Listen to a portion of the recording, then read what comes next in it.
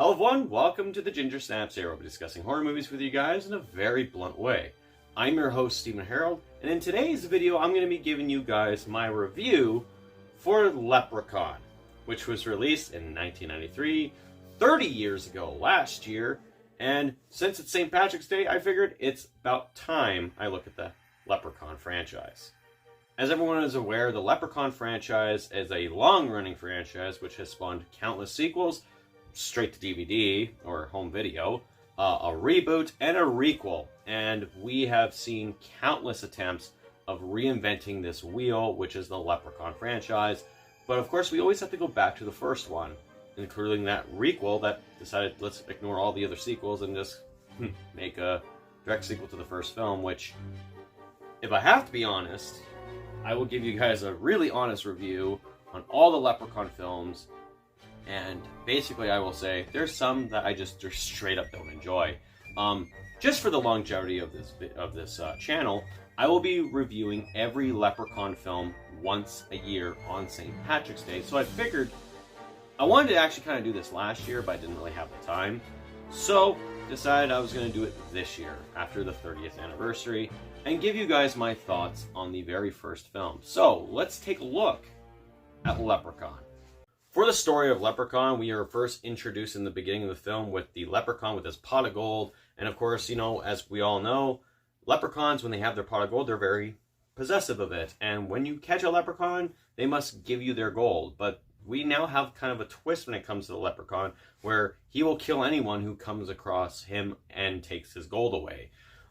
We then get, you know, the O'Grady family, who one comes back from Ireland after spraying the ashes of his mother and brings back that bag of gold. It's not a pot of gold, it's a bag of gold. The leprechaun comes after him and, you know, kills his wife and then tries to kill him and is shoved into a crate in the basement. And then we cut down to 10 years later, where a new batch of characters move into the O'Grady house and the leprechaun is still inside, sleeping and waiting for the time he is out to find his gold.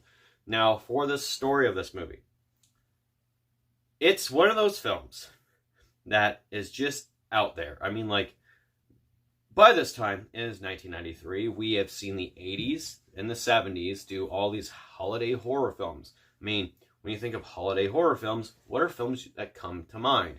You think of Black Christmas. You think of Silent Night, Deadly Night. You think of April Fool's Day. You think of Terror Train, which is basically a New Year's Eve movie. New Year's Evil, you think of so many fucking ones. Friday the 13th, you know? And of course, there's the obvious, Halloween. Did anyone really ask for a St. Patrick's Day themed horror film where it's straight up a killer leprechaun? I don't think so. But nonetheless, at least the story plays in tune with the whole entire concept of a killer leprechaun, because you kind of can't take this seriously. It's like, it's a killer leprechaun going after his pot of gold that has been stolen from him. So, for the story, even though you can't take it fucking seriously at all, it's okay. For the characters of this movie, of course, the biggest star of this movie is Jennifer Aniston, this was her first movie role, and of course, happens to be a horror movie. Hey, Jennifer Aniston, welcome to the department of first time acting in a horror movie for a megastar like, you know, Kevin Bacon, Johnny Depp, Jamie Lee Curtis, all those kind of people. But Jennifer Aniston basically is another actor who just doesn't acknowledge the fact that they were in a horror movie. Her character is basically a seated girl, and it's, like I said, it's the 90s, so this is, you know, one of those characters who is like very snobby, very full of herself. You know, when we first get introduced to her, she is just hating the house that she is living in. She's nowhere near a shopping mall. She's just that angsty teenager, even though she was probably in her fucking 20s doing this fucking movie. I didn't mind her character. It's one of those things also that when you look at all the DVD releases or the other Blu-ray releases of this movie, you see Jennifer Aniston's image every fucking time, which takes up the whole entire poster. And you barely see the leprechaun, whereas the original poster, it was the leprechaun. Because I don't think they really understood that Jennifer Aniston was going to become a major star by the time this movie came out. As for the other characters, you got Ozzy, you got Nathan, you got the little kid, who all do fine jobs, but if there was anyone who is very much forgettable, aside from Jennifer Aniston's dad in the movie, I would have to say it's Nathan, because after he gets the bear trap on his leg, he is basically reduced to, you are an injured fucking person holding a shotgun and you're not doing a great job. So he is probably one of the most useless characters of the whole entire movie. But of course, you know, you have the little kid, you have Ozzy, who are nice, compatible characters. I mean, like, you obviously know that they have a bond with each other, and you kind of really do hope for them to live. But when it comes to the characters, of course, like I said, Jennifer Aniston gets the top billing, right? But I'm pretty sure she doesn't really acknowledge this fucking film. And when it comes to all the other characters, aside from the main characters of this film, she does stand out, but it's odd seeing her in this fucking movie, because it's like, you see all the movies she has done since, and then you're like, oh yeah, that's right, she did the Leprechaun. Fuck, I forgot about that. That was my first time viewing of when I finally got to watch this movie again, because it had been a few years, and it's one of those things where it's like, god damn, I forgot that she actually did this movie. And I guarantee sometimes she forgets about it too. But she is definitely not the main character of the film. She is just the lead protagonist. Because the main character of the movie, as we all know, of this franchise, as we all know, is the antagonist, the Leprechaun himself, played by Warwick Davis. Now, aside from Willow, or one of the Ewoks, this is Warwick Davis's most known role. I mean, I guarantee you there's a lot of people who go and get his autograph, who either get Willow, they either get, one of the Ewoks. If you're a Star Wars fan, if you're a Willow fan, you obviously do. But there is going to be a majority of people who go and get Leprechaun autographs. He steals the show in this movie. I mean, he understood the assignment. He is quirky. He is humorous. The fact that it's funny, what I did kind of realize is that Warwick Davis is just using his own voice. That's a little bit modified. But he's not even using an Irish accent. He's a fucking leprechaun. Don't you think he would use an Irish accent? He never did. He still uses his own accent. And it comes off very kind of odd. But, like, he takes this character to heights where it's just like, yeah, you cannot take this seriously. It's a leprechaun. He is fucking 4 feet tall. He's got magical powers and shit, whatever, right? But just the concept, like, imagine if you were casted as a leprechaun in a movie. How would you play it? That's what Warwick Davis did. He played it like an actual leprechaun who has a sixth sense of fucking humor. And even then, his sixth sense of humor is nothing compared to Freddy Krueger, or hell, even better than Chucky, for fuck's sakes. That's why with his portrayal, it's like there's a lot of rhyming, there's a lot of continuity with folklore of leprechauns and Irish ancestry. With how Warwick Davis plays this role, it's not bad.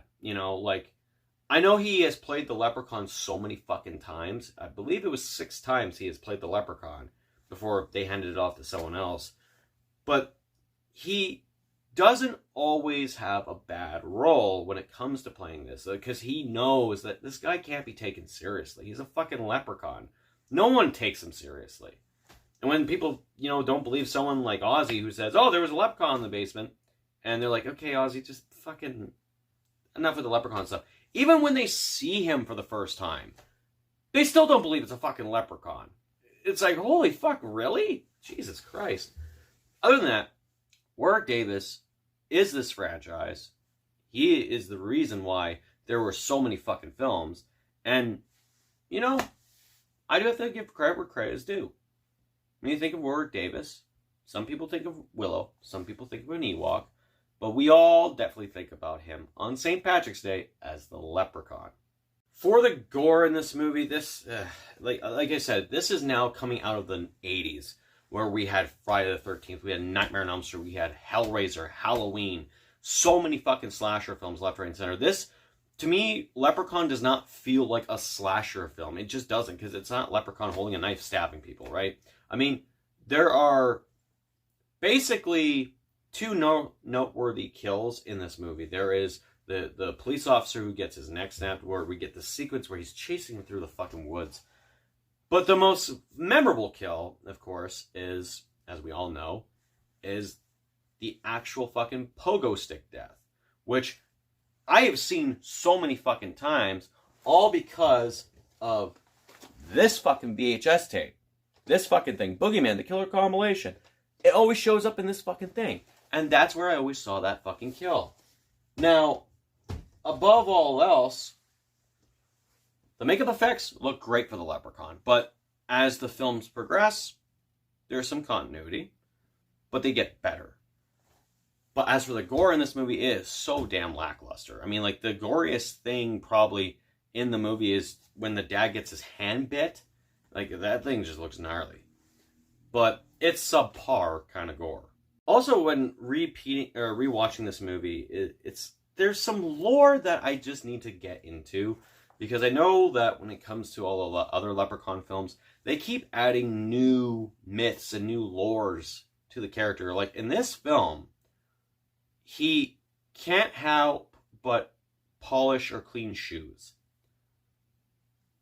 Okay, and then the characters even use that as a diversion. Just start throwing fucking boots and shoes on the ground. And he's like, oh, fuck, clean it, right? And then, of course, then there's the whole magical aspect of him of, well, he's a leprechaun, right? But he seems to have magical powers no matter what, even though he's not really near his gold. Like, he's weak because he doesn't have his gold. But he still has enough power to, like, teleport here and there. He still has the wherewithal to change from one cabinet place to another, all that kind of stuff. And it's just... it's odd. Because leprechauns, like I said, I gotta do some more research on these leprechauns. But I know for a fact, each film brings a new mythos, a new thing to the table to deal with a leprechaun, because they kept doing that over and over and over again. Like, I mean, in this film, 4-leaf clovers are his fucking weakness. The funny thing is, I don't believe that gets used ever again in any of the other fucking films. But it's kind of weird. A 4-leaf clover is his weakness? He's a fucking leprechaun. And I do also love the fact that the backstory going into this movie is that they really wanted to use Lucky Charms as a cereal brand, but Lucky Charms said no. They just outright refused. So they did not Lucky Charms, but Lucky Clovers. That was the cereal that they used. And he just spits it out, and then the kid says, fuck you, Lucky Charms, and shoots the fucking 4-leaf clover wrapped in gum down his throat. Like, sure, okay. But his ultimate demise is,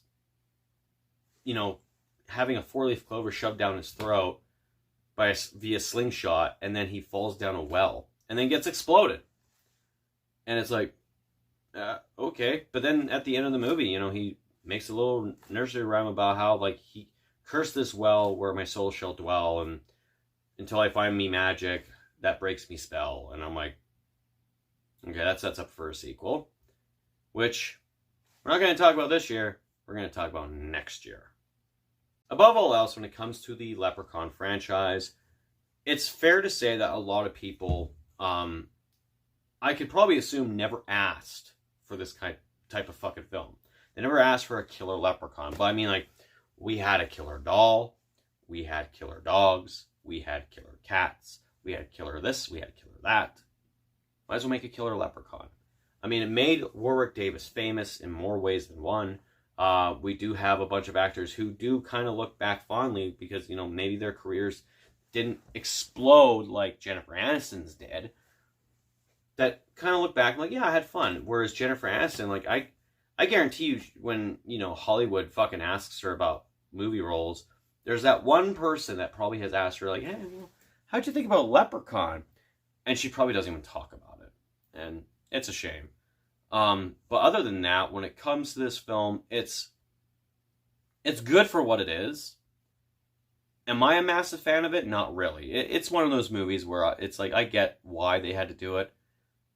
Is it a film that I can see myself watching from time to time? Not really. I'd rather watch them on St. Patrick's Day because it gives me something to fucking watch. But even then, there's actually a better fucking film in this same franchise than the first film itself. Which, still, it's a fun film. It was made. It's not bad. But it's just, I didn't ask for it. So guys, for my rating, I'm going to give Leprechaun a 5.5 out of 10. So tell me guys, what do you guys think of Leprechaun? Let me know in the comments down below. And make sure if you like this video to give it a thumbs up and subscribe for more content. And don't forget to hit that bell notification so you can get notified about all the other videos coming up on the channel. Like I said, I'm not going to be doing all the Leprechaun films this whole entire year.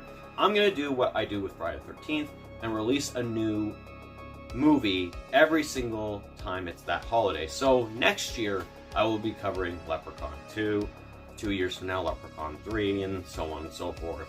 Just for the longevity of this channel. But anyways, guys, that's it for me. This has been the Ginger Snaps here. My name is Steven Harrold. Happy St. Patrick's Day. And yes, I am wearing green, even though it's a Silver Shamrock Novelties thing, it still has a fucking shamrock. I had props, but I can't find them. Anyways, talk to you guys later. And remember to stay spooky.